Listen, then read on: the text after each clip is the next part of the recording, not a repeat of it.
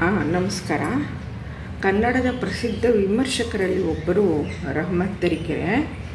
ಗೂಗಲಲ್ಲಿ ಅವ್ರ ಫೋಟೋ ತೋರಿಸ್ತೀನಿ, ಝೂಮ್ ಮಾಡೋಕ್ಕಾಗ್ತಾಯಿಲ್ಲ ನನಗೆ. ಅದ್ಯಾಕೋ ಮುಸ್ಲಿಂ ಲೇಖಕರು ಅಂತ ಹೇಳೋಕ್ಕೆ ಮನಸ್ಸು ಬರಲ್ಲ, ಕನ್ನಡದ ಲೇಖಕರು ಅಲ್ವಾ. ಇದ್ರ ಬಗ್ಗೆ ನಾನು ತುಂಬ ಮಾತಾಡೋದಿದೆ, ಆಮೇಲೆ ನೋಡೋಣ. ಈಗ ನಮಗೆ ಇವರ ಪರಿಚಯವನ್ನು ಒಂಚೂರು ಪಡ್ಕೊಂಡ್ರೆ ಅವರ ಆತ್ಮಕಥೆ ಬಗ್ಗೆ ಮತ್ತು ಅವರ ಇನ್ನೊಂದು ಪುಸ್ತಕದ ಬಗ್ಗೆ ನಾನು ಸ್ವಲ್ಪ ಜಾಸ್ತಿ ಮಾತಾಡೋಕ್ಕೆ ವಿಷಯ ಸಿಕ್ಕಿದೆ ನನಗೆ. ರಹಮತ್ ತರೀಕೆರೆ ಹುಟ್ಟಿದ್ದು ಆಗಸ್ಟ್ 26, 1959. ಕರ್ನಾಟಕದ ಲೇಖಕ, ಚಿಂತಕ ಹಾಗೂ ವಿಮರ್ಶಕ. ಇಲ್ಲಿ ಬಂತು ನೋಡ್ರಿ ಸರಿಯಾದ ಫೋಟೋ, ಝೂಮೇ ಆಗಿದೆ ಅದು. ಹಿಂದೆ, ತುಂಬ ಹಿಂದೆ ನಾನು ನೋಡಿದಾಗ ಹೀಗಿದ್ದರು. ಈಗ ಸ್ವಲ್ಪ ವಯಸ್ಸಾಗಿದೆ, ಅದನ್ನು ಆಮೇಲೆ ತೋರಿಸ್ತೀನಿ. ತುಂಬ ಫೋಟೋಗಳಿವೆ.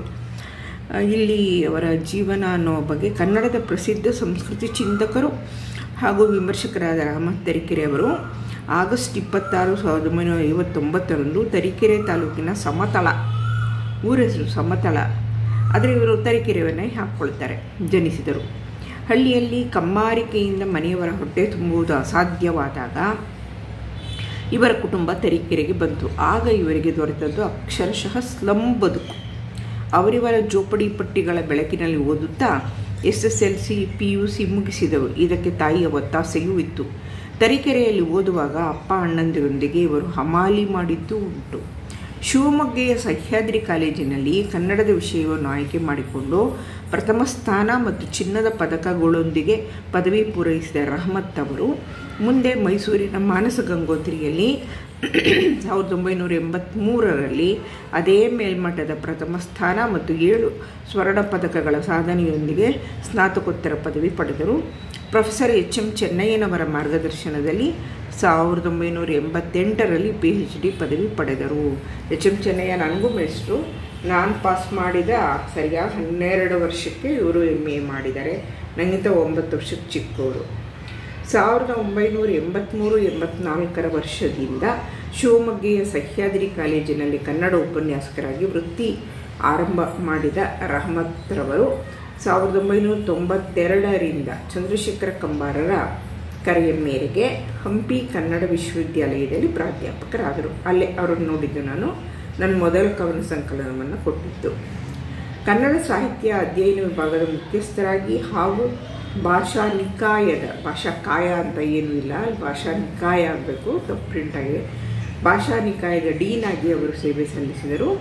ಈಗ ಹಿರಿಯ ಪ್ರಾಧ್ಯಾಪಕರಾಗಿ ಕಾರ್ಯನಿರ್ವಹಿಸುತ್ತಿದ್ದಾರೆ ಅಂತ ಇದೆ. ಅಲ್ಲಿಗೆ ಇನ್ನೂ ರಿಟೈರ್ ಆಗಿಲ್ಲ ಅಂತ. ರಹಮತ್ ತರೀಕೆರೆಯವರು ತಮ್ಮ ಓದಿನ ದಿನಗಳಲ್ಲೇ ಪ್ರಪಂಚ, ಜನಪ್ರಗತಿ, ಅಂಚೆ ವಾರ್ತೆಗಳಂಥ ಪತ್ರಿಕೆಗಳಲ್ಲಿ ಹೃದಯಸ್ಪರ್ಶಿ ಕಥೆ, ಕವಿತೆಗಳನ್ನು ಪ್ರಕಟಿಸಿ ತರೀಕೆರೆ ಸೀಮೆಯ ಜನರ ಹೆಮ್ಮೆಗೆ ಪಾತ್ರರಾಗಿದ್ದರು. ಅವರು ಆಗಲೇ 5 ಹೇಳಿದ ಜನಪದ ಕಥೆಗಳು ಎಂಬ ಸಂಪಾದನೆಯನ್ನು ಕನ್ನಡ ಸಾಹಿತ್ಯ ಪರಿಷತ್ತು ಪ್ರಕಟಿಸುವಷ್ಟು ಬೆಳೆದಿದ್ದರು. MA ಸೇರುವುದರೊಳಗಾಗಿ ದಾರಿ ಖಚಿತವಾಗಿತ್ತು. ವಿದ್ಯಾರ್ಥಿ ಬದುಕಿನ ಜೀವನದ ಉದ್ದಕ್ಕೂ ವಿದ್ಯಾಗುರುಗಳಾದ ಗೋವಿಂದರಾಜು, ಹಾಲೇಶ್, ವಸಂತಿನ ಇದು ಹಾಲೇಶ್ ನನ್ನ ಕ್ಲಾಸ್ಮೇಟ್ ಇರ್ಬೋದಾ ಗೊತ್ತಾಗ್ತಾನೆ ಇಲ್ಲ, HM ಚೆನ್ನಯ್ಯ, ಪ್ರಭುಶಂಕರ, GH ನಾಯ್ಕ, 3 ಜನ ನಮ್ಗೆ ಗೊತ್ತು, ದೊಡ್ಡವರು ಅಂತ ಮೊದಲಾದವರು ನೀಡಿದ ನೈತಿಕ ಬೆಂಬಲ ಅವರನ್ನು ಬೆಳೆಸಿತು. ಪ್ರತಿ ಸಂಸ್ಕೃತಿ, ಮರದೊಳಗಿನ ಕಿಚ್ಚು, ಸಂಸ್ಕೃತಿ ಚಿಂತನೆ, ಕತ್ತಿಯಂಚಿನ ದಾರಿ, ಚಿಂತನೆಯ ಪಾಡು, ಕರ್ನಾಟಕದ ಸೂಫಿಗಳು ಹಾಗೂ ಕರ್ನಾಟಕದ ನಾಥ ಮಹಾಪ್ರಾಣ ಮುಂತಾದವು ರಹಮತ್ ತರೀಕೆರೆ ಅವರ ವಿಮರ್ಶಾ ಗ್ರಂಥಗಳಾಗಿವೆ. ಮಾತು ತಲೆ ಎತ್ತುವ ಬಗೆ, ಇಲ್ಲಿ ಯಾರೂ ಮುಖ್ಯರಲ್ಲ ಮುಂತಾದವು ಅವರ ಸಂಶೋಧನಾ ಕೃತಿಗಳು. ಅಂಡಮಾನ್ ಕನಸು, ಅದು ಪ್ರವಾಸ ಕಥನ. ಸಾಂಸ್ಕೃತಿಕ ಅಧ್ಯಯನ, ಧರ್ಮ ಪರೀಕ್ಷೆ, ವಸಾಹತು ಪ್ರಜ್ಞೆ ಮತ್ತು ವಿಮೋಚನೆ ಅಂತಲೂ ಇರ್ಬೋದೇನೋ, ವಸಾಹತು ಪ್ರಜ್ಞೆ ಮತ್ತು ವಿಮೋಚನೆ, ಧರ್ಮ ವಿಶ್ವಕೋಶ, ಹೊಸ ತಲೆಮಾರಿನ ತಲ್ಲಣ, ಕವಿರಾಜ ಮಾರ್ಗ, ಸಾಂಸ್ಕೃತಿಕ ಮುಖಾಮುಖಿ, ಅಕ್ಕನ ವಚನಗಳು, ಸಾಂಸ್ಕೃತಿಕ ಮುಖಾಮುಖಿ, ಕುಮಾರವ್ಯಾಸ, ಸಾಂಸ್ಕೃತಿಕ ಮುಖಾಮುಖಿ, ಇಂಗ್ಲಿಷ್ ಗೀತೆಗಳು, ಸಾಂಸ್ಕೃತಿಕ ಮುಖಾಮುಖಿ. ಯಾವುದೋ ಒಂದಕ್ಕೆ ಸೀರೀಸ್ ಆಗಿ ನಡೆಸಿಕೊಟ್ಟ ಭಾಷಣಗಳ ಥರ ಕಾಣಿಸ್ತಾ ಇದೆ. ಮಲೆಗಳಲ್ಲಿ ಮದುಮಗಳು, ಸಾಂಸ್ಕೃತಿಕ ಮುಖಾಮುಖಿ, ಇವಿಷ್ಟು ಒಂದಿದು. ತನ್ನತನದ ಹುಡುಕಾಟ, ಸೆಕೆಂಡ್ BA ಟೆಕ್ಸ್ಟ್, ಅದು ತುಂಬ ದೊಡ್ಡ ಪ್ರಬಂಧ. ಅದನ್ನು ನಾನು ಪಾಠ ಮಾಡಿದ್ದೀನಿ ಇದರಲ್ಲಿ ಯೂಟ್ಯೂಬಲ್ಲಿ, ಅದರ ಬಗ್ಗೆ ನಾನು ಆಮೇಲೆ ಹೇಳ್ತೀನಿ. ಮುಂತಾದವು ಅವರ ವೈಶಿಷ್ಟ್ಯಪೂರ್ಣ ಚಿಂತನ ಕೃತಿಗಳು. ಲೋಕವಿರೋಧಿಗಳ ಜೊತೆಯಲ್ಲಿ ಐವರು ಹೇಳಿದ ಜನಪದ ಕಥೆಗಳು ಮುಂತಾದವು ಸಂಪಾದಿತ ಕಥೆಗಳು. ಕತ್ತಿಯಂಚಿನ ದಾರಿ ಇದೆಯಲ್ಲ, ಅದರ ಬಗ್ಗೆ ಬರೀತಾರೆ. ರಹಮತ್ ತರೀಕೆರೆ ಅವರು ತಮ್ಮ ಕೇಂದ್ರ ಸಾಹಿತ್ಯ ಅಕಾಡೆಮಿ ಪ್ರಶಸ್ತಿ ಪಡೆದ ಕೃತಿ ಕತ್ತಿಯಂಚಿನ ದಾರಿಯ ಕುರಿತು ಆ ಪುಸ್ತಕದಲ್ಲಿ ಅವರೇ ಬರೆದ ಮಾತುಗಳು. ಇದೊಂದು ಬಿಕ್ಕಟ್ಟಿನ ಕಾಲ. ನನ್ನ ತಲೆಮಾರಿನ ಅನೇಕರ ನಡೆನುಡಿಗಳ ನಡುವೆ ಕಾಣಿಸಿಕೊಳ್ಳುವ ಕಷ್ಟ ಕೂಡ. ನಮ್ಮ ನಾಡಿನ ಚರಿತ್ರೆಯಲ್ಲಿ ಯಾವತ್ತೂ ಇಷ್ಟೊಂದು ಮಂದಿ ರೈತರು ಆತ್ಮಹತ್ಯೆ ಮಾಡಿಕೊಂಡಿರಲಿಲ್ಲ. ಜಗತ್ತಿನ ದೊಡ್ಡ ಮಿಲಿಟರಿ ಶಕ್ತಿಗಳು, ಕೋಮುವಾದ, ಪ್ರಭುತ್ವಗಳು ಹುಟ್ಟಿಸುವ ಕ್ರೌರ್ಯ, ಅದಕ್ಕೆ ಎದುರಾಗಿ ಹುಟ್ಟಿಕೊಂಡ ಜನರ ಪ್ರತಿರೋಧ, ಮಧ್ಯಮ ವರ್ಗದ ಅವಕಾಶವಾದಿ ವರ್ತನೆ, ಜನರಿಗಾಗಿ ಕೆಲಸ ಮಾಡುವ ಚಳುವಳಿಗಾರರ ದಮನ, ಇವೆಲ್ಲವೂ ನಮ್ಮ ಓದು ಮತ್ತು ಬರಹಗಳ ಮೇಲೆ ಹೇಗೋ ಆವರಿಸಿಕೊಂಡಿವೆ. ಇವನ್ನು ಮರೆತು ಬರೆಯುವಂತಿಲ್ಲ. ಮರೆಯದೆ ಬರೆದರೆ ಬರೆದ ಬರಹ ಆತ್ಮವಿಶ್ವಾಸ ಕೊಡುವುದಕ್ಕೆ ಬದಲಾಗಿ ಪ್ರಶ್ನೆಯಾಗಿ ಎದುರು ನಿಂತು ಕಾಡುತ್ತದೆ. ಇದನ್ನೇ ಕತ್ತಿಯಂಚಿನ ದಾರಿಯಲ್ಲಿ ನಡೆಯುವ ಕಷ್ಟ ಎಂದು ನಾನು ಭಾವಿಸಿದ್ದೇನೆ. ಕತ್ತಿಯ ಅಲಗಿನ ಮೇಲೆ ನಡೆದರೆ ಕಾಲು ಕತ್ತರಿಸಿ ಹೋಗುತ್ತದೆ. ಅದನ್ನು ಬಾಗಿ ಎತ್ತಿಕೊಂಡರೆ ಕೈಯ ಆಯುಧವಾಗುತ್ತದೆ. ಅದನ್ನು ಸ್ವವಿಮರ್ಶೆಯನ್ನಾಗಿ ಮಾಡಿ ಚುಚ್ಚಿಕೊಂಡರೆ ನಮ್ಮ ಒಡಲಲ್ಲಿ ಮುರಿದು ನೋವುಂಟು ಮಾಡುತ್ತದೆ. ಕತ್ತಿಯಂಚಿನ ದಾರಿ, ಕತ್ತಿ ಹರಿತವಾದ ತುದಿ ಇದೆಯಲ್ಲ, ಅದು ಕಾಲಲ್ಲಿ ತುಳಿದ್ರೂ ಕಷ್ಟ, ಕೈಲಿ ಹಿಡ್ಕೊಂಡ್ರೂ ಕಷ್ಟ. ಕೈಲಿ ಹಿಡ್ಕೊಂಡ್ರೆ ಒಳ್ಳೆಯದು, ಇಲ್ಲೇ ನನ್ನನ್ನೇ ತಿವಿಯುತ್ತೆ ಅಂತ ಒಂದು ರೂಪಕದಲ್ಲಿ ಬರೀತಾ ಇದ್ದಾರೆ. ಹೀಗೆ ಸಾಗುತ್ತದೆ ಅವರ ವಿಚಾರ ಲಹರಿ. ಇವರ ಕೆಲವು ಪ್ರಮುಖ ಕೃತಿಗಳನ್ನು ಕೊಡ್ತಾರೆ. 1993ರಲ್ಲಿ ಪ್ರಕಟವಾಗಿದ್ದು ಪ್ರತಿ ಸಂಸ್ಕೃತಿ, 1998 ಕರ್ನಾಟಕ ಸೂಫಿಗಳು, 2000 ಅಂಡಮಾನ್ ಕನಸು, 2006 ಕರ್ನಾಟಕದ ನಾಥಪಂಥ, 2009 ಧರ್ಮ ಪರೀಕ್ಷೆ ಮತ್ತು ಇತರ ಪುಸ್ತಕಗಳು. ಮರದೊಳಗಣ ಕಿಚ್ಚು, ಸಾಂಸ್ಕೃತಿಕ ಅಧ್ಯಯನ, ಲೋಕವಿರೋಧಿಗಳ ಜೊತೆಯಲ್ಲಿ, ಕತ್ತಿಯಂಚಿನ ದಾರಿ, ಹೊಸ ತಲೆಮಾರಿನ ತಲ್ಲಣ, ಚಿಂತನೆಯ ಪಾಡು, ಇಲ್ಲಿ ಯಾರೂ ಮುಖ್ಯರಲ್ಲ, ಕದಳಿ ಹೊಕ್ಕು ಬಂದೆ, ನಡೆದಷ್ಟು ನಾಡು, ಅಮೀರ್ಬಾಯಿ ಕರ್ನಾಟಕಿ, ನೇತು ಬಿದ್ದ ನವಿಲು, ಸಂಶೋಧನೆ ಮೀಮಾಂಸೆ, ನುಡಿಸಂಕರ ಸಾಹಿತ್ಯ, ಕರ್ನಾಟಕದ ಮೊಹರಂ, ನೆತ್ತರ ಸೂತಕ, ಗೇರ ಮರಡಿ ಕಥೆಗಳು, ಕರ್ನಾಟಕ ಗುರುಪಂಥ, ವಸಾಹತು ಪ್ರಜ್ಞೆ ಮತ್ತು ವಿಮೋಚನೆ, ಸಣ್ಣ ಸಂಗತಿ, ಹಾಸು ಹೊಕ್ಕು, ಜೆರುಸಲೆಮ್. ಇಷ್ಟೊಂದು. ಮತ್ತು ಅವರಿಗೆ ಸಿಕ್ಕ ಪ್ರಶಸ್ತಿಗಳ ಬಗ್ಗೆ, ಪ್ರತಿ ಸಂಸ್ಕೃತಿ ಎನ್ನುವ ಕೃತಿಗೆ 1993ರಲ್ಲಿ ಕರ್ನಾಟಕ ಸಾಹಿತ್ಯ ಅಕಾಡೆಮಿ ಪ್ರಶಸ್ತಿ, ಕರ್ನಾಟಕದ ಸೂಫಿಗಳು ಕೃತಿಗೆ 1998ರಲ್ಲಿ ಕರ್ನಾಟಕ ಸಾಹಿತ್ಯ ಅಕಾಡೆಮಿ ಪ್ರಶಸ್ತಿ, ಅಂಡಮಾನ್ ಕನಸು ಕೃತಿಗೆ 2000ರಲ್ಲಿ ಕರ್ನಾಟಕ ಸಾಹಿತ್ಯ ಅಕಾಡೆಮಿ ಪ್ರಶಸ್ತಿ. ಸಾಹಿತ್ಯ ವಿಮರ್ಶಾ ಕ್ಷೇತ್ರದ ಒಟ್ಟು ಕೊಡುಗೆಗಾಗಿ ಅವರಿಗೆ 2008ರಲ್ಲಿ GSS ಪ್ರಶಸ್ತಿ. ಶಿವಮೊಗ್ಗದ ಕರ್ನಾಟಕ ಸಂಘದಿಂದ ಧರ್ಮ ಪರೀಕ್ಷೆ ಕೃತಿಗೆ ಪಿ ಲಂಕೇಶ್ ಪ್ರಶಸ್ತಿ. ಕನ್ನಡ ಸಾಹಿತ್ಯ ಪರಿಷತ್ತಿನಿಂದ ಧರ್ಮ ಪರೀಕ್ಷೆ ಕೃತಿಗೆ ಹಾಮಾನ ಪ್ರಶಸ್ತಿ. ಮುಂಬೈ ಕರ್ನಾಟಕ ಸಂಘದಿಂದ 2010ರ ಸುನೀತಿ ಶೆಟ್ಟಿ ಪ್ರಶಸ್ತಿ. ಅಲ್ಲೊಬ್ಬ ಕವಯಿತ್ರಿ ಲೇಖಕಿ ಇದ್ದರು ಸುನೀತಿ ಶೆಟ್ಟಿ. 2014ರ ಚಿಕ್ಕಮಗಳೂರು ಜಿಲ್ಲಾ ಸಾಹಿತ್ಯ ಸಮ್ಮೇಳನದ ಅಧ್ಯಕ್ಷತೆ, 2013ನೇ ಸಾಲಿನ ಕರ್ನಾಟಕ ಸಾಹಿತ್ಯ ಅಕಾಡೆಮಿ ಗೌರವ ಪ್ರಶಸ್ತಿ, ಕತ್ತಿಯಂಚಿನ ದಾರಿ ಕೃತಿಗೆ ಕೇಂದ್ರ ಸಾಹಿತ್ಯ ಅಕಾಡೆಮಿ ಪ್ರಶಸ್ತಿ. ಇದಲ್ಲದೆ ಅವ್ರಿಗೆ ಇನ್ನೂ ವಯಸ್ಸಾದ ಮೇಲೆ ಫೋಟೋ ತೋರಿಸ್ತೀನಿ ಅಂದೆಲ್ಲ, ನಾನು ತೋರಿಸ್ತಾನೆ ಫೋಟೋ. ಆವಾಗ ನಾನು ಹಂಪಿಗೆ ಹೋಗಿದ್ದೆ, ಹೇಳಿದ್ದೆ ಯಾವುದೋ ಒಂದು ವಿಡಿಯೋದಲ್ಲಿ, ಹಂಪಿಗೆ ನಾನು ಯಾಕೆ ಹೋಗ್ಬೇಕಾಗಿ ಬಂತು, ಅಲ್ಲಿ ಗೀತಾ ನಾಗಕೃಷ್ಣ ಅವರೆಲ್ಲ ಸಿಕ್ಕಿದ್ದಲ್ಲ, ಅದಕ್ಕೆ. ಆಗ ಅವ್ರಿಗೆ ನನ್ನ ಪುಸ್ತಕ ಕೊಟ್ಟಾಗ ಅವ್ರು ಹಾಗಿದ್ದರು. ಆದರೆ ಆಮೇಲೆ ವಯಸ್ಸಾಯ್ತಲ್ವ, ನಮಗೂ ವಯಸ್ಸಾಯ್ತಲ್ಲ, ಈಗ ವಯಸ್ಸಾಗಿದೆಯಲ್ಲ, ಸ್ವಲ್ಪ ಬ್ಲರ್ ಆಗಿದೆ, ಹೀಗಿದ್ದಾರೆ ಅಂತ. ಇದು ಬೇಕಾದಷ್ಟು ಅವರ ಫೋಟೋಗಳು ಇಲ್ಲಿವೆ. ತುಂಬ ಚಿಕ್ಕವರಾಗಿದ್ದಾಗ ಇರ್ಬೋದು ಇದು, ಬಹುಶಃ ವಿದ್ಯಾರ್ಥಿ ದೆಸೆಯಲ್ಲಿ.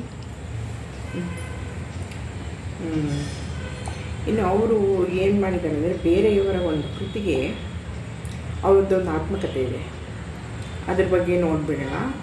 ಆಮೇಲೆ ಅವರು ಬೇರೆಯವರ ಕೃತಿಗೆ ಒಂದು ಮುನ್ನುಡಿ ಥರನೋ ಅಥವಾ ವಿಮರ್ಶೆ ಥರನೋ ಒಂದು ಬರೆದಿದ್ದಾರೆ. ತುಂಬ ಚೆನ್ನಾಗಿದೆ ಅಂತ ಹೇಳಿ ನಾನು ಅದನ್ನು ಇಟ್ಕೊಂಡೆ. ಅದಲ್ಲದೇ ಅವ್ರ ಬಗ್ಗೆ ನಾನು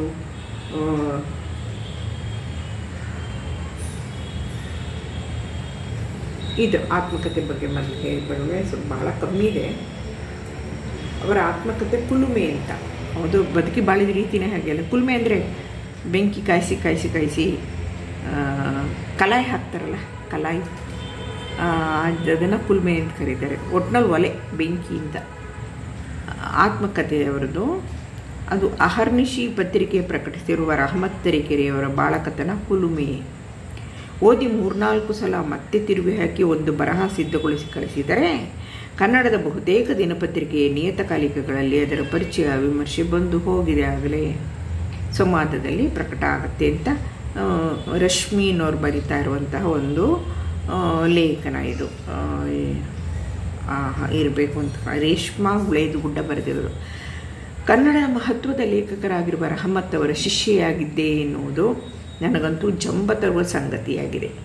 ಅಲ್ಲಿ ಹಂಪಿನಲ್ಲಿ ಇವರೆಲ್ಲ ಪಾಠ ಮಾಡೋ ಮೇಸ್ಟ್ರಲ್ಲ, ಆದರೆ ಕ್ಲಾಸ್ಗೆ ಹೋಗಿ ಪಾಠ ಮಾಡಲ್ಲ ಇವರೆಲ್ಲ. ಅಲ್ಲಿ ಕೆಲಸಕ್ಕಿದ್ದಾರಲ್ಲ, ಎಷ್ಟೊಂದು ಜನರ ಹೆಸರು ಹೇಳ್ತೀವಲ್ಲ, ಅವ್ರು ಗೈಡ್ಗಳಾಗಿರ್ತಾರೆ ಅಷ್ಟೇ. ಗೈಡು ಬಿ ಎಂ ಪುಟ್ಟಯ್ಯ ಬಗ್ಗೆ ಮಾಡೋದಿದೆ, ಅಲ್ಲಿ ಅವ್ರ ಗೈಡು, ಅವ್ರ ಗೈಡ್ಗಳಾಗಿರ್ತಾರೆ. ಅವ್ರ ಕೈ ಕೆಳಗೆ ಎಷ್ಟು ಜನ ಅಲೋಡೋ 6 ಜನನೋ 8 ಜನನೋ 10 ಜನನೋ ವಿದ್ಯಾರ್ಥಿಗಳಿರ್ತಾರೆ. ಆ ಥರ ವಿದ್ಯಾರ್ಥಿ ಅಂತ.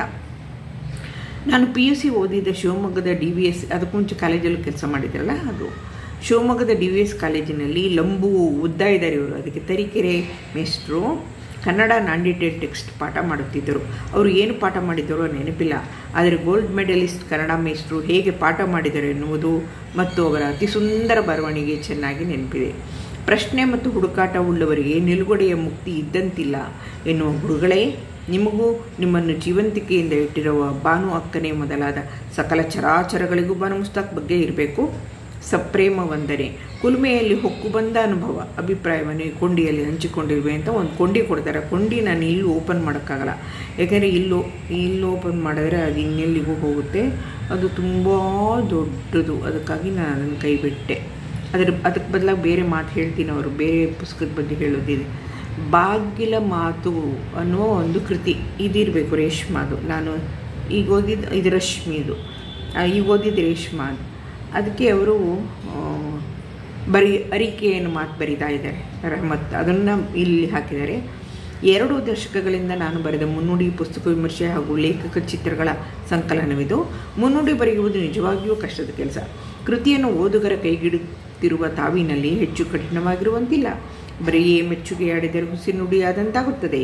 ಕಿರಿಯ ಲೇಖಕರಿಗೆ ಒಳಿತನ್ನು ಹಾರೈಸುವ ತಾಯ್ತನ ಮತ್ತು ಬುದ್ಧಿ ಹೇಳುವ ದೊಡ್ಡಸ್ತಿಕೆಗಳಿಂದ ತಪ್ಪಿಸಿಕೊಳ್ಳುವುದು ಇನ್ನೂ ಇಕ್ಕಟ್ಟಿನದು. ಈ ಬಹುಮುಖಿ ಇಕ್ಕಟ್ಟಿನ ಕೆಲಸವನ್ನು ಸಾಹಿತ್ಯ ಸಂಸ್ಕೃತಿಯನ್ನು ರೂಪಿಸುವ ಸೂಕ್ಷ್ಮ ಕೆಲಸ ಎಂಬ ಜವಾಬ್ದಾರಿ ಪ್ರಜ್ಞೆಯಿಂದ ಹಿರಿಯ ಲೇಖಕರು ಉದ್ದಕ್ಕೂ ಮಾಡಿಕೊಂಡು ಬಂದಿದ್ದಾರೆ.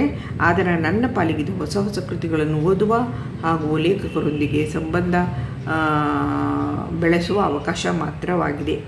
ಮುನ್ನುಡಿಗಳನ್ನು ಹೆಚ್ಚಿನ ಸಲ ಪ್ರೀತಿಯಿಂದ, ಕೆಲವೊಮ್ಮೆ ದಾಕ್ಷಿಣ್ಯದಿಂದ ಮತ್ತು ಒತ್ತಡದಿಂದ ಬರೆದಿದ್ದೇನೆ.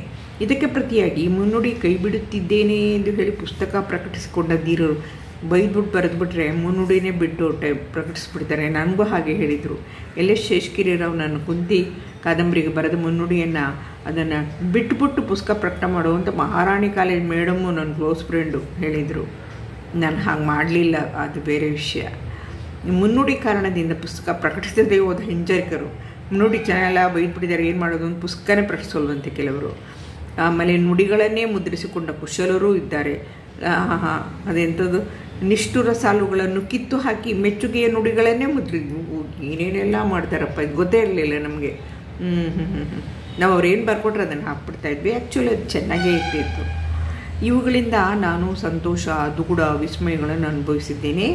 ಇವು ವಿಭಿನ್ನ ತಲೆಮಾರಿನ ಲೇಖಕ ಸಮುದಾಯದ ಜೊತೆ ನನ್ನ ನಂಟನ್ನು ಬೆಸೆದ ಎಳೆಗಳು. ಪ್ರೀತಿ, ವಿಶ್ವಾಸ, ಭಿನ್ನಮತ, ಸಿಟ್ಟುಗಳ ಸಮೇತ ಏರ್ಪಟ್ಟಿರುವ ಜಟಿಲ ಸಂಬಂಧದ ಕಟ್ಟುಗಳು. ಇವನ್ನು ಬಾಗಿಲ ಮಾತು ಎಂದಿದ್ದೇನೆ. ಮನೆಗೆ ಬಂದವರನ್ನು ಹೊಸಲ ಬಳಿ ಬರಮಾಡಿಕೊಳ್ಳುವಾಗ ಆಡುವ ಮಾತು ಎಂಬ ಅರ್ಥದಲ್ಲಿ. ಬಾಗಿಲು ಮನೆಯ ಅನುಭವವನ್ನು ಕೊಡಲಾರದು. ಮನೆ ಹೇಗಿದೆ, ಬಾಗಿಲು ಅಷ್ಟೇ, ಎಂಟ್ರಿ ಅಷ್ಟೇ. ಆದರೆ ಮನೆಯ ಬಗ್ಗೆ ಪೂರ್ವಗ್ರಹ ಹುಟ್ಟಿಸಬಲ್ಲದು. ಪೂರ್ವಾಗ್ರಹ ಅಂತ ನಾವು ಬಳಸ್ತಿದ್ವಿ. ಈಗೇನೋ ಒಂದು ಉದಾಹರಣೆ, ಈಗೇನೋ ಹೊಸ ಒಂದು ಚಿಂತೆ ಹಚ್ಕೊಂಡಿದೆ, ಅದು ಪೂರ್ವಾಗ್ರಹ ಅಲ್ಲ. ಪೂರ್ವಾಗ್ರಹ ಅಂದರೆ ಪೂರ್ವ ಪ್ಲಸ್ ಆಗ್ರಹ, ಪೂರ್ವಾಗ್ರಹ ಅಂತ ಸವರ್ಣ ದೀರ್ಘ ಸಂಧಿ ಇರುತ್ತೆ. ಆಗ್ರಹ ಯಾಕೆ? ಆಗ್ರಹ ಅಂದರೆ ಕೋಪ. ಪೂರ್ವಗ್ರಹ ಗ್ರಹಿಕೆ, ಗ್ರಹ ಅಂದರೆ ಗ್ರಹಿಕೆ, ಮೊದಲೇ ಗ್ರಹಿಕೆ ಮಾಡ್ಕೊಂಡ್ಬಿಟ್ಟಿರೋದು ಅಂತ ತರ್ತಾ ಇದ್ದಾರಪ್ಪ ಈ ಪದನ ಚಾಲ್ತಿಗೆ. ಹೀಗಾಗಿ ಓದುಗರು ಹೊಸಿಲನ್ನು ತುಳಿದು ಬಾಗಿಲನ್ನು ನಿರ್ಲಕ್ಷಿಸಿ ಮನೆಯೊಳಗೆ ಹೋಗಲು ಸಾಧ್ಯವಾದರೆ ಒಳ್ಳೆಯದು. ಈ ಬಾಗಿಲ ಮಾತುಗಳು ಕೃತಿಯ ಕಸುವು ಮತ್ತು ಕೊರತೆಗಳನ್ನು ಹೇಗೆ ಕಾಣಿಸಿವೆಯೋ ಓದುಗರೇ ಹೇಳಬೇಕು. ನನ್ನ ಪಾಲಿಗೆ ಇವು ಬಾಳು, ಸಾಹಿತ್ಯ ಹಾಗೂ ಸಮಾಜವನ್ನು ಕುರಿತ ನನ್ನ ಗ್ರಹಿಕೆ, ಸ್ಪಂದನ, ಇತಿಮಿತಿಗಳ ಬಿಂಬಗಳಾಗಿವೆ. ಮುನ್ನುಡಿ ಬರೆಯುವುದು ಕಲಿಯುವ ಪ್ರಕ್ರಿಯೆ ಎಂಬುದು ನನ್ನ ಅನುಭವಕ್ಕೆ ಬಂದಿದೆ. ಕಸುಬಿನ ಹಿನ್ನೆಲೆಯಿಂದ ಹೇಳುವುದಾದರೆ ಇಲ್ಲಿನ ಬಹುತೇಕ ಲೇಖಕರು ಮೇಸ್ಟರ ಕುಲಕ್ಕೆ ಸೇರಿದವರು. ಆದರೆ ಅಷ್ಟೇ ಸಂಖ್ಯೆಯಲ್ಲಿ ಗೃಹಿಣಿಯರು, ವೈದ್ಯರು, ಅಧಿಕಾರಿಗಳು, ಪತ್ರಕರ್ತರು, ರೈತರು, ವ್ಯಾಪಾರಿಗಳು, ದರ್ಜಿಗಳು, ನಟಿಯರು, ಇಂಜಿನಿಯರುಗಳು, ವಿದ್ಯಾರ್ಥಿಗಳು ಸಹ ಇದ್ದಾರೆ. ಹೆಚ್ಚಿನ ಕೃತಿಗಳು ಅಂಕಣ ಬರಹಗಳಾಗಿವೆ. ಉಳಿದವು ಕಾದಂಬರಿ, ವಿಮರ್ಶೆ, ಸಣ್ಣ ಕಥೆ, ಕವನ, ಸಂಶೋಧನೆಗಳು. ಲೇಖಕರ ಮತ್ತು ಪ್ರಕಾರದ ಈ ಹಿನ್ನೆಲೆಗಳು ಕನ್ನಡ ಸಾಹಿತ್ಯದ ವೈವಿಧ್ಯ ಮತ್ತು ವಿಶಿಷ್ಟ ಬಣ್ಣಗಾರಿಕೆಯನ್ನು ಕಾಣಿಸುತ್ತಿವೆ. ನನ್ನಲ್ಲಿ ವಿಶ್ವಾಸವಿಟ್ಟು ಮುಮ್ಮಾತು ಹಿಮ್ಮಾತು ಬರೆಯಿಸಿದ ಲೇಖಕರನ್ನು ಆದರದಿಂದ ನೆನೆಯುತ್ತೇನೆ. ಈ ಲೇಖಕರು ನಾನು ಬರೆಯುವಾಗ ಇದ್ದ ಅವಸ್ಥೆಯನ್ನು ದಾಟಿ ಎಷ್ಟೋ ಮುಂದೆ ಬಂದವರು, ಬೇರೆ ಬೇರೆ ಕೃತಿಗಳನ್ನು ಪ್ರಕಟಿಸಿದವರು, ಕೆಲವರು ಕಣ್ಮರೆಯಾದವರು ಎಂಬುದನ್ನು ಮರೆಯಬಾರದು. ಪುಸ್ತಕ ಪ್ರಕಟಿಸಲು ಮುಂದಾಗಿರುವ ಅಕ್ಷತಾ ಅವರಿಗೆ ಕೃತಜ್ಞತೆಗಳು. ಅಕ್ಷತಾ ಅಂತಲೂ ಹುಡುಗಿಯ ಅವಳು ಪ್ರಕಟಿಸ್ತಾ ಇದ್ದಾಳೆ. ಅವಳ ಪುಸ್ತಕಕ್ಕೆ ಬರೆದ ಮುನ್ನುಡಿ ಇದು. ಅವರಿಗೆ ನನ್ನನ್ನು ಯಾವತ್ತೂ ತಮ್ಮ ಪ್ರೀತಿಯ ಹಂಗಿನಲ್ಲಿಟ್ಟಿರುವ ಓದುಗರಿಗೆ ವಂದನೆಗಳು ಇತ್ಯಾದಿ ಬರೀತಾರೆ. ಈಗ ನಾನು ಏನು ಹೇಳಬೇಕಂತ ಬರ್ಕೊಂಡಿದ್ದೀನಿ ಅಂದರೆ,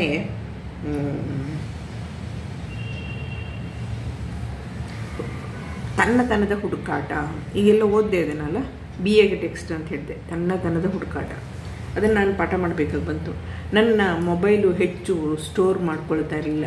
ಅದಕ್ಕೆ 30 ನಿಮಿಷ ಭಾಗ 1, ಭಾಗ 2, ಭಾಗ 3 ಈಗಿರೋ ಮೊಬೈಲ್ ಇದ್ದಿದ್ದರೆ ನಾನು 90 ನಿಮಿಷ, ಯಾಕೆ 90 ನಿಮಿಷ ಮಾತಾಡ್ಬೋದಾ? 90 ನಿಮಿಷ ಅಂತಾರೆ ಅಥವಾ 60 ನಿಮಿಷಕ್ಕೆ 1.5 ಗಂಟೆ ತೋರಿಸುತ್ತೆ. 1.5 ಗಂಟೆನೋ 1.25 ಗಂಟೆನೋ 2 ಗಂಟೆನೋ ನಾನು ಒಂದೇ ಸಲ ಓದ್ಬಿಡ್ತಿದ್ನೆ ಅಂತ ಅನಿಸುತ್ತೆ. ಅವರು ತುಂಬ ಅನೇಕ ವಿಷಯಗಳನ್ನು ಹೇಳಿದ್ದಾರೆ, ಒಳ್ಳೊಳ್ಳೆ ವಿಷಯಗಳನ್ನೇ ಹೇಳಿದ್ದಾರೆ. ಒಂದೊಂದಕ್ಕೂ ಉದಾಹರಣೆ ಕೊಟ್ಟು ಸುಸ್ತು ಹೊಡೆದು ಹೋದೆ ನಾನು. ಆದರೆ ನಂದೊಂದು ಪ್ರಶ್ನೆ ಇದೆ ರಹಮತ್ ತರೀಕೆರೆ ಬಗ್ಗೆ. ಇದು ತನ್ನತನದ ಹುಡುಕಾಟ ಇದೆಯಲ್ಲ, ಅದೇನು ನಾನು ಮತ್ತೆ ಹೇಳ್ಬಿಡ್ತೀನಿ.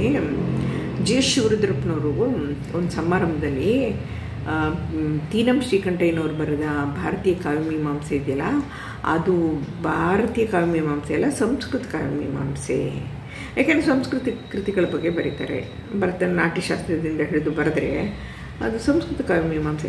ಸಂವಿಧಾನವು ಮಾನ್ಯ ಮಾಡಿರುವ ಭಾರತದ 22 ಭಾಷೆಗಳಿಗೂ ತನ್ನದೇ ಆದ ಕಾವ್ಯಮೀಮಾಂಸೆ ಇರಬಹುದು, ಇದೆ ಅಂದರು. ಅದನ್ನು ಹಿಡ್ಕೊಂಡು ಬೇರೆ ಬೇರೆ ಭಾಷೆಗಳಲ್ಲಿ ಏನು ಮಾಡಿದಾರೋ ನನಗೆ ಗೊತ್ತಿಲ್ಲ. ನಮ್ಗೆ ಗೊತ್ತಿಲ್ಲ. ನಮ್ಮ ದೇಶ ಎಂಥ ವಿಚಿತ್ರ ದೇಶ ಅಂದರೆ, ಇಂಗ್ಲೀಷ್ ಬಗ್ಗೆ ಗೊತ್ತಿರುತ್ತೆ, ಶೇಕ್ಸ್ಪಿಯರ್ ಬಗ್ಗೆ ಗೊತ್ತಿರುತ್ತೆ, ಪಕ್ಕದ ತಮಿಳು ಸಾಹಿತ್ಯದ ಬಗ್ಗೆ ಈಗ ಸ್ವಲ್ಪ ತಿಳ್ಕೊಳ್ತೀವಿ. ನಾವು ದ್ರಾವಿಡ ಭಾಷೆ ಪಾಠ ಮಾಡಬೇಕಾಗಿರೋದ್ರಿಂದ ಬೇರೆ ಇನ್ನೊಂದು ಇಂಡಿಯಾ ದೇಶದ ಬೇರೆ ಯಾವುದೇ ಒಂದು ಭಾಷೆಯ ಬಗ್ಗೆ ನಮಗೆ ಏನೂ ಗೊತ್ತಿರೋದಿಲ್ಲ. ಏನೂ ಅಂದರೆ ಏನೂ ಗೊತ್ತಿರೋದಿಲ್ಲ. ಲಿಪಿ ಕೂಡ ಗೊತ್ತಿರೋದಿಲ್ಲ, ಭಾಷೆ ಕೂಡ ಗೊತ್ತಿರೋದಿಲ್ಲ. ಟಿವಿನಾಗ ಸುಮ್ಮನೆ ಮರಾಠಿ ಸಿನಿಮಾ ಬರ್ತಾ ಇರುತ್ತೆ, ತುಂಬ ಚೆನ್ನಾಗಿರುತ್ತೆ. ಬಂಗಾಳಿ ಬರ್ತಾ ಇರುತ್ತೆ, ಹಾಕಿ ನೋಡ್ಬೋದು. ಸ್ವಲ್ಪ ಹಿಂದಿ ಥರನೇ ಸ್ಪೆಲ್ ಆಗೋದ್ರಿಂದ ಅವೆಲ್ಲ ಹೆಚ್ಚು ಕಮ್ಮಿ ಅರ್ಥ ಆಗುತ್ತೆ. ಅವೆಲ್ಲ ಹಿಂದಿ ಸಂಸ್ಕೃತಿಯಿಂದ ಹುಟ್ಟಿದವು, ಹಿಂದಿನೂ ಸಂಸ್ಕೃತಿಯಿಂದ ಹುಟ್ಟಿದ್ದು. ಸರಿ ಆಯಿತು. ಎಲ್ಲೆಲ್ಲಿ ಭಾಷೆ ಅಂತ ಶುರುವಾದರೆ ಹೀಗೆ. ನಾನು ಏನು ಹೇಳಕ್ಕೆ ಬಂದೆ ಅಂದರೆ, ಶುರುವಾಗೋಯ್ತು ಕನ್ನಡ ಕಾವ್ಯಮೀಮಾಂಸೆಯನ್ನು ಕಟ್ಟುವ ಕ್ರಿಯೆ. ಇದನ್ನು ರಹಮತ್ ಅವ್ರು ಏನು ಹೇಳ್ತಾರೆ ಅಂದರೆ, ಬೇಕಾಷ್ಟು ಜನ ಹೇಳಿದ್ರು JSS. ಇದನ್ನು ನನ್ನದೇ ಒಂದು ವಿಡಿಯೋ ಇದೆ 6 ನಿಮಿಷದ್ದು, ತುಂಬ ಜನ ನೋಡಿದ್ದಾರೆ. 6 ನಿಮಿಷದಲ್ಲಿ ನಾನು ಅಷ್ಟೊಂದು ವಿಷಯ ಮಾತಾಡಿದ್ದೀನಿ. JSS ಹೇಳಿದ್ದೆ ಸರಿ ನಾವು ಸಾಕು. ನಾನು ಗೋಪಾಲಕೃಷ್ಣ ಅಡಿಗರವರೆಗೆ ಹೋಗಿ ತಲುಪಿಬಿಟ್ಟಿದ್ದೀನಲ್ಲ, ಅದೇ ಸಾಧ್ಯವಾಯಿತು ಅಂತ. ಇದನ್ನು ರಹಮತ್ ತರೀಕೆರೆ ಅವರು ಏನು ಕರೀತಾರೆ ಅಂದರೆ, ಕನ್ನಡ ಕಾವ್ಯಮೀಮಾಂಸೆ ಅಂತ ಕರೆಯಲ್ಲ, ಎಲ್ಲರೂ ಅದನ್ನೇ ಕರಿತೀವಲ್ವಾ. ಅದಕ್ಕೆ ತನ್ನತನದ ಹುಡುಕಾಟ, ಐಡೆಂಟಿಟಿ ಕ್ರೈಸಿಸ್, ತನ್ನತನದ ಹುಡುಕಾಟ. ಅಲ್ಲಿ ತೀನಂ ಶ್ರೀಕಂಠಯ್ಯನವರು ಭರತ ಹೇಳಿದ ನಾಟ್ಯಶಾಸ್ತ್ರದಲ್ಲಿ ಅದು ನಮ್ಮದಾಗೋದಿಲ್ಲ. ಎಷ್ಟು ಜನ ಓದಿದ್ದಾರೆ ಭರತ ನಾಟ್ಯಶಾಸ್ತ್ರ? ಎಷ್ಟು ಜನ ನೋಡಿದ್ದಾರೆ? ನನಗೆ ಭರತ ಮುನಿನೋ ಒಂದು ಪುಸ್ತಕ ಬರೀರಿ ಅಂತ ಹೇಳಿ ಸುರಾನ ಕಾಲೇಜ್ ಪ್ರಿನ್ಸಿಪಾಲ್ ರಾಧಾಕೃಷ್ಣ ಹೇಳಿದ್ರಿಂದ ನಾನು ಶ್ರೀರಂಗರು ಕನ್ನಡಕ್ಕೆ ಅನುವಾದ ಮಾಡಿರುವ ಪುಸ್ತಕವನ್ನು ಹುಡುಕಿ ತೆಗೆದೆ. ಇಲ್ಲೇ ನಾನು ತೆಗಿತಿದ್ನ, ನೋಡ್ತಿದ್ನ? ಇದೇ ಪ್ರಶ್ನೆ ಇದೆ. ಪಂಪನೇ ಗೊತ್ತಿಲ್ಲ ಕರ್ನಾಟಕದಲ್ಲಿರುವ ಎಲ್ಲರಿಗೂ ಅಲ್ವೇ? ಗೋಪಾಲಕೃಷ್ಣ ಅಡಿಗರು ಗೊತ್ತಾ?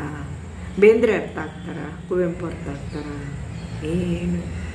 ರಾಮಾಯಣ ದರ್ಶನ ಬರೆದಿದ್ದು ಯಾರು ಅನ್ನೋ ಪ್ರಶ್ನೆಗೆ ಈಗಿನ ಕಾಲದ ಈಗಿನ ಕಾಲೇಜ್ ಹುಡುಗರು ಯಾರೊಬ್ಬರು ಉತ್ತರ ಕೊಡದೆ ನಂಗೆ ಗೊತ್ತಿಲ್ಲ ಅಂದಿದ್ದು ಒಂದು ರಿಯಾಲಿಟಿ ಶೋ ನೋಡಿದೆ ನಾನು. ಯಾರೋ ಒಬ್ಬ ಹುಡುಗ ಕುವೆಂಪು ತುಂಬ ಜನ ಗೊತ್ತಿಲ್ಲ. ಅದು ಐಡೆಂಟಿಟಿ ಕ್ರೈಸಿಸ್, ತನ್ನದ ಹುಡುಕಾಟ. ಅಂದರೆ ಅವರು ಸೈನ್ಸಾರು ಓದ್ತಿರಲಿ, ಇಂಗ್ಲೀಷಾರು ಓದ್ತಿರಲಿ, ಯಾವುದಾರು ಓದ್ತಿರಲಿ ಕೋರ್ಸು, ಕನ್ನಡ MA ಮಾಡಬೇಕಾದಿಲ್ಲ, ಕನ್ನಡ BA ಅಲ್ಲ, ಎಲ್ಲರಿಗೂ ಕೂಡ ನಮ್ಮ ಕನ್ನಡ ಕವಿಗಳ ಪರಿಚಯವನ್ನು ಮಾಡಿಸ್ಬೇಕು ಅಂತನ್ನುವ ಒಂದು ಆಶಯ ನಂದಿದು. ರಾಮತ್ ತರೀಕೆರೆ ಏನು ಹೇಳ್ತಾರೆ ಅಂದರೆ, ಇದು ಕನ್ನಡ ಕಾವ್ಯಮೀಮಾಂಸೆ ಅಂತ ಕರೆಯೋದಕ್ಕಿಂತ ತನ್ನದ ಹುಡುಕಾಟ. ಕನ್ನಡದಲ್ಲಿ ಏನಿದೆ, ಮೊದಲನೇ ಗ್ರಂಥ ಯಾವುದು, ಕವಿರಾಜ ಮಾರ್ಗ. ಅದರಲ್ಲಿ ಏನು ಹೇಳಿದ್ದಾನೆ ತಿಳ್ಕೊಬೇಕು. ಪೂರ್ತಿ ಬೇಡ, ಪೂರ್ತಿ ಪರೀಕ್ಷೆಗೆ ಹೋಗಿರ್ತಾರೆ ಬೇಡ, ಒಂಚೂರು ತಿಳ್ಕೊಳ್ರಿ. ಕುರಿತೋದ ದೇವ್ ಕಾವ್ಯ ಪ್ರಯೋಗ ಪ್ರಣತ ಮತಿಗಳು ಅನ್ನೋದೊಳ್ಳೆ ಗಾದೆ ಮಾಡ್ತಾರೆ, ಎಷ್ಟು ಚೆನ್ನಾಗಿದೆ ಅಲ್ವಾ ಅಂತ ಹೇಳ್ಕೊಂಡವರು. ಇದು ನಾನು ಹೇಳ್ತಾ ಇರೋ ರೀತಿ, ಅವ್ರು ಬರೆಯೋ ರೀತಿ ತುಂಬ ಜಟಿಲ. ಅದು ನಾನು ಪಾಠ ಮಾಡುವಾಗ ಟೆಕ್ಸ್ಟನ್ನೇ ಓದ್ಬಿಟ್ಟಿದ್ದೀನಿ. ಓದ್ದೆ ಬೇರೆ ದಾರಿ ಇಲ್ಲ ನನಗೆ. ಕ್ವಶನ್ಸ್ ಅಲ್ಲೇ ಬರುತ್ತವೆ. ಅವರಿಗೆ ಪಾಪ 2 ನಂಬರ್ ಪ್ರಶ್ನೆಗಳಿಗೆಲ್ಲ ಬರುತ್ತೆ, 5 ನಂಬರ್ ಬರುತ್ತೆ, ಟಿಪ್ಪಣಿ ಬರುತ್ತೆ. ವಿದ್ಯಾರ್ಥಿಗಳಿಗೆ ಸಹಾಯ ಆಗಬೇಕಲ್ವಾ ಅಂತ ಓದುವ ಉದ್ದಕ್ಕೂ ನಾನು ಕೊರಿತಾ ಇದ್ದಿದ್ದು ಇದು ಮಾಡೋ ಬದಲು ಅದು ಮಾಡ್ಬೋದಿತ್ತು ಅಂತ. ಆದರೆ ಅದನ್ನು ತುಂಬ ಜನ ಮಾಡಿದ್ದಾರೆ, ಅವ್ರಿಗದು ಗೊತ್ತಿದೆ. ಅದನ್ನಾದರೆ ಏನು ಹೇಳಿ, ಕವಿರಾಜ ಮಾರ್ಗದಿಂದ ಶುರು ಹಚ್ಕೊಂಡು ಎಲ್ಲಿವರೆಗೆ ಗೋಪಾಲಕೃಷ್ಣ ಅಡಿಗರವರೆಗೆ ಬಂದು ತಲುಪೋದು. ಈಗ ಕವಿರಾಜ ಮಾರ್ಗದ ಒಂದು ಸಾಲ ಹೇಳಿದೆ ನಾನು. ಏನು ಹೇಳಿದೆ ಈಗ, ಕುರಿತೋದ ದೇವ್ ಕಾವ್ಯ ಪ್ರಯೋಗ ಪ್ರಣತ ಮತಿಗಳು ಅನ್ನೋದನ್ನು ಅವನು ಸ್ಕೂಲ್ಗೆ ಹೋಗಿ ಓದ್ದೇ ಇದ್ದರೂ ಕಾವ್ಯ ಪರಿಬಲರು ಅಂತ ಹೇಳಿ ಜನಪದ ಕವಿಗಳನ್ನು ಕುರಿತು ಹೇಳ್ತಾನೆ. ಗೋಪಾಲಕೃಷ್ಣ ಅಡಿಗರು ಏನು ಹೇಳ್ತಾರೆ, ಹುತ್ತ ಕಟ್ಟದೆ ಚಿತ್ತ ಕೆತ್ತೀತೇನು ಪುರುಷೋತ್ತಮನ ಅಂತ ರೂಪುರೇಖೆ ಅಂತವರ ಶ್ರೀರಾಮನವಮಿಯ ದಿವಸ ಅಂತ. ಶ್ರೀರಾಮನವಮಿಯ ದಿವಸ ಪದ್ಯ ಪೂರ್ತಿ ಅರ್ಥ ಆಗುತ್ತಾ? ಏನೂ ಅರ್ಥ ಆಗಲ್ಲ. ಅರ್ಥ ಆಗುತ್ತೆ ಅಂದರೆ ಆಗುತ್ತೆ, ಆಗಲ್ಲ. ನವ್ಯ ಕಾವ್ಯ ಇನ್ನೇಗೆ ನವೋದಯ ಅಲ್ಲದು. ಆ ಕೊನೆಯಲ್ಲೇ ಅಂಥದ್ದೊಂದು ಪ್ರತಿಮೆಯನ್ನು ಕೊಡ್ತಾರೆ ಅವರು. ಪ್ರತಿಭೆ ಅನ್ನೋದು ಎಲ್ಲಿ ಬರುತ್ತೆ? ಪ್ರತಿಮೆ, ಇಮೇಜ್, ಇವೆಲ್ಲ ಕಾವ್ಯಮೀಮಾಂಸೆ. ಹೀಗೆ ಬರೆದಿರುವವರು ತುಂಬ ಜನ ಇದ್ದಾರೆ. ಆದ್ದರಿಂದ ಇವರೇನು ಹೇಳ್ತಾರೆ, ಹಾಗೆ ಕರೆಯೋದೇ ಬೇಡ, ತನ್ನದ ಹುಡುಕಾಟ. ಹೌದು, ನಾವು ಇವತ್ತಲ್ಲ ನಾಳೆ ಕನ್ನಡ ಸಾಹಿತ್ಯಕ್ಕೆ ಸಂಬಂಧಪಟ್ಟಂಥ ಕಾವ್ಯಮೀಮಾಂಸೆಯನ್ನು ಎಷ್ಟು ಜನ ನಡೆಸಿದ್ದಾರೆ. ಈಗ ಇಬ್ಬರದ್ದು ಹೇಳಿದೆ ನಾನು, ಉದಾಹರಣೆ ಇಬ್ಬರದ್ದು ಹೇಳಿದೆ. ಯಾರ್ಯಾರು ಹೇಳ್ತೀನಿ? ಕವಿರಾಜ ಮಾರ್ಗದ ಹೇಳಿದೆ, ಆಮೇಲೆ ಗೋಪಾಲಕೃಷ್ಣ ಅಡಿಗರದ್ದು ಹೇಳಿದೆ. ರಾಘವಾಂಕ ಅಂತಾನೆ ನಡೆವರೆಡಹದೆ ಕುಳಿತರೆಡಹುವರೆ. ನಡೆಯೋರು ಎಡವುತ್ತಾರಪ್ಪ, ಮಗು ನಡೆಯುವಾಗ ಬೀಳಲ್ವಾ? ಕೂತ್ಕೊಂಡಿರೋರು ಬೀಳ್ತಾರಾ ಅಂತ ಕವಿಗಳು ಬರೆಯುವಾಗ ತಪ್ಪಾಗುತ್ತಪ್ಪ. ಪಾಪ ಅವನು ಹೊಡ್ಸ್ಕೊಂಡಿದ್ದ ಗುರುಗಳ ಕೈಲಿ, ಹರಿಹರನ ಕೈಲಿ ಹರಿಶ್ಚಂದ್ರ ಕಾವ್ಯ ಬರೆದು ಹೊಡ್ಸ್ಕೊಂಡಿದ್ದ. ಆಮೇಲೆ ಸೇರಿಸಿದ್ನೋ ಅದು ಹರಿಶ್ಚಂದ್ರ ಕಾವ್ಯದ ಮಾತು. ನಡೆವರೆಡಹದೆ ಕುಳಿತರೆಡಹುವರೆ. ಎಷ್ಟು ಚೆನ್ನಾಗಿದೆ ನೋಡಿ ಕಾವ್ಯಮೀಮಾಂಸೆ. ಗಾದೆ ಇದ್ದಾಗಿದೆ, ನಡೆಯೋರು ಎಡುತ್ತಾರೆ ಹೊರತು ಕೂತ್ಕೊಂಡಿರೋರು ಎಡುತ್ತಾರ ಅಂತ ಹೇಳಿದ್ದೆ. ಇದನ್ನು ರಹಮತ್ ತರೀಕೆರೆಯವರು ತುಂಬ ಗಂಭೀರವಾಗಿ ಪರಿಗಣಿಸಿ, ತುಂಬ ಆಳವಾಗಿ ಒಳಹೊಕ್ಕು ನೋಡಿ ಬರೀ ಕಾವ್ಯಕ್ಕೆ ಮಾತ್ರ ಅಲ್ಲ, ಇನ್ನೂ ಬೇರೆ ಅನ್ಯಶಸ್ತುಗಳಿದೆಯಲ್ಲ ಅದಕ್ಕೆಲ್ಲ ಅನ್ವಯಿಸಿ ಮಾಡ್ತಾರೆ. ನಿಮ್ಗೆ ಆಸಕ್ತಿ ಇದ್ದರೆ ತನ್ನದ ಹುಡುಕಾಟ ಅಂತಲೇ 3 ವಿಡಿಯೋಗಳಿವೆ. ಅದು BA ಕ್ಲಾಸ್ಗೆ ಅಂತ ಕೆಳಗಡೆ ಬರ್ತೀನಿ. 2ನೇ BA, 3ನೇ ಸೆಮಿಸ್ಟರ್, 4ನೇ ಸೆಮಿಸ್ಟರ್ ಬೆಂಗಳೂರು ವಿಶ್ವವಿದ್ಯಾನಿಲಯದ BA ತರಗತಿಗೆ ಅಂತ. ಅದು ನೋಡ್ಬೋದು. ಅದು ನೋಡಿದಾಗ ನಿಮ್ಗೊಂದು ಗೊತ್ತಾಗುತ್ತೆ, ಏನು ಗೊತ್ತಾಗದೇ ಇರೋ ನಾನೆಷ್ಟು ಕಷ್ಟಪಟ್ಟಿದ್ದೀನಿ ಅಂತ ಗೊತ್ತಾಗುತ್ತೆ. ಆ ಥರ ನೋಡಬಹುದು ಅಂತ. ಹಾಗಾಗಿ ಇದೊಂದು. ಮತ್ತು ನಾನು ಇನ್ನೊಂದು ವಿಷಯ ಹೇಳಬೇಕಂತಿದ್ದೆ. ಅಲ್ಲ, ನಿಸಾರ್ ಅಹಮದ್ ಎಷ್ಟು ಚೆನ್ನಾಗಿ ಕನ್ನಡ ಬರೀತಾರೆ ಅಂತ ಹೇಳಿ ನಾನು ನಿಸಾರ್ ಅಹಮದ್ ವಿಡಿಯೋದಲ್ಲೂ ಹೇಳಿದೆ, ಇನ್ನೆಲ್ಲೋ ಮಾತಾಡ್ತಾ ಹೇಳಿದೆ. ಅವ್ರು ಎಂಡಾಲಜಿ ಮೇಸ್ಟ್ರು ನಿಸಾರ್ ಅಹಮದ್. ಅವರ ಅಮ್ಮ ಆಚಾರ ನಾನು ಆಗಲಿ, ರಂಗೋಲಿ ಮತ್ತು ಮಗ ಆಗಲಿ, ಹಕ್ಕು ಪದ್ಯ ಆಗಲಿ, ವಿಶ್ವ ಕನ್ನಡ ಸಮ್ಮೇಳನದಲ್ಲಿ ಅವರು ಓದಿದ್ದೇವಲ್ಲ, ಎಷ್ಟು ಚೆನ್ನಾಗಿದೆ ಕನ್ನಡ ಭಾಷೆ. ಹೇಗೆ ಬಂತು ಅವ್ರಿಗೆ ಕನ್ನಡ MA ಓದ್ತಿಲೆ? ಪರಿಸರ, ಸ್ವಲ್ಪ ಪ್ರತಿಭೆ, ಸ್ವಲ್ಪ ಹುಟ್ಟಿನಿಂದ ಬಂದಿರ್ತಾವೆ. ಯಾವ ಜಾತಿ ಅದ್ರೇನು, ಹುಟ್ಟುವಾಗ ಜಾತಿ ಇರ್ತೀಯ ಅಂತ. ಹಾಗೇ ರಹಮತ್ ತರೀಕೆರೆ ಆಗ್ಬೋದು, ಅಬ್ದುಲ್ ಬಶೀರ್ ಆಗ್ಬೋದು. ನಮ್ಮ ಜೊತೆ ವ್ಯಾಲ್ಯೂಷನ್ ಕ್ಯಾಂಪಿಗೆ ಬರೋರು ಅಬ್ದುಲ್ ಬಶೀರು ಎಂಥ ಒಳ್ಳೆಯ ಕನ್ನಡ. ಏನು ಶ್ರದ್ಧೆ ಕೆಲಸದಲ್ಲಿ, ಮೌಲ್ಯಮಾಪನ ಕೆಲಸದಲ್ಲಿ. ತುಂಬ ಜನ ಮುಸ್ಲಿಂ ಲೇಖಕರು ಕನ್ನಡದಲ್ಲಿ ಚೆನ್ನಾಗಿ ಬರೀತಾರೆ. ಎಷ್ಟೋ ಜನ ಕನ್ನಡಿಗರಿಗೆ ಕನ್ನಡ ಮಾತಾಡೋಕ್ಕೆ ಬರಲ್ಲ, ಒಂದು ಅಕ್ಷರ ಬರೆಯೋಕ್ಕೆ ಬರಲ್ಲ. ಆದರೆ ನಮ್ಮ ಸಿನಿಮಾಗಳಲ್ಲಿ ಇವತ್ತೂ ಒಂದು ಮುಸ್ಲಿಂ ಪಾತ್ರ ತಂದ್ಬಿಟ್ಟು ಟೋಪಿ ಬೇರೆ ಹಾಕ್ಬಿಡ್ತಾರೆ. ಯಾಕೆ ಟೋಪಿ ಹಾಕ್ಕೊಳ್ಳಬೇಕಾ? ಟೋಪಿ ಹಾಕ್ಬಿಟ್ಟು ನಿಮ್ಮದಕ್ಕೆ ನಮ್ಮದಕ್ಕೆ ಹೆಣ ಬಂತು ಅಂತ. ಅದು ಒಬೀರಾಯನ ಕಾಲದ 60 ವರ್ಷದ ಹಿಂದಿನ ಸಿನಿಮಾದಲ್ಲಿ ಅದು ಏನು ಹಾಳು ಡೈರೆಕ್ಟ್ರ್ ಅವ್ನ ತಲೆಯಲ್ಲಿ ಮಣ್ಣು ತುಂಬಿತ್ತು ಮಾಡ್ತಿದ್ನೋ ಅಲ್ಲ, ಶಿಶುನಾಳ್ ಶರೀಫ್ಗಿಂತ ಬೇಕಾ ಇದ್ದು ಕೂಡ ಹಾಗೆ ಮಾಡ್ತಿದ್ರು. ಇಲ್ಲಿ ಇವತ್ತಿನ ನಿರ್ದೇಶಕರು ಅದನ್ನೇ ಮಾಡ್ತಾರಲ್ಲಪ್ಪ. ಮತ್ತು ಸುತ್ತಮುತ್ತ ನೋಡೋದೇ ಇಲ್ಲ ಅವರು. ಇದನ್ನು ಯಾರೋ ಒಬ್ಬರು ಆಕ್ಷೇಪಣೆ ಎತ್ತಿದ್ರು, ಮುಸ್ಲಿಮ್ರಿಗೂ ಕನ್ನಡ ಚೆನ್ನಾಗಿ ಬರುತ್ತೆ. ಮತ್ತು ಇನ್ನೂ ಒಂದು ಮಾತನ್ನ ಸೇರ್ಸೋಕ್ಕೆ ಇಷ್ಟಪಡ್ತೀನಿ, ಅವರ ಪೂರ್ವಜರಿಗೂ ಹಿಂದೂಗಳೇ. ಈಗ ನಮ್ಮ ದೇಶದಲ್ಲಿ ಇರೋಲ್ಲ ಮುಸ್ಲಿಮರು, ನಮ್ಮ ದೇಶದಲ್ಲಿರೋರು ಯಾಕ್ರಿ, ಪಾಕಿಸ್ತಾನದಲ್ಲಿರೋರು ಕೂಡ ಎಲ್ಲರ ಪೂರ್ವಜರು ಹಿಂದೂಗಳೇ. ಅವರೆಲ್ಲ ಮತಾಂತರಗೊಂಡವರು. ಅದರಿಂದ ಬ್ಲಡ್ಡಲ್ಲಿ ಹರಿತಿರುತ್ತೆ ಈ ಸಂಸ್ಕೃತಿ, ಸನಾತನ ಸಂಸ್ಕೃತಿ, ನಮ್ಮ ಮತ್ತು ಪ್ರಾದೇಶಿಕ ಭಾಷೆಗಳು ಮತ್ತು ಸ್ವಲ್ಪ ಮಟ್ಟಿಗೆ ಸಂಸ್ಕೃತ ಗೊತ್ತಾಗಬೇಕಾದ್ರೆ ಒಂಚೂರು ವಿದ್ಯೆ ಕಲಿಬೇಕಷ್ಟೇ. ಯಾಕೆಂದರೆ ಅದು ಅರ್ಥ ಆಗಬೇಕಲ್ಲ ಸಂಸ್ಕೃತದ ಪದಕೋಶ ಮಾತಾಡ.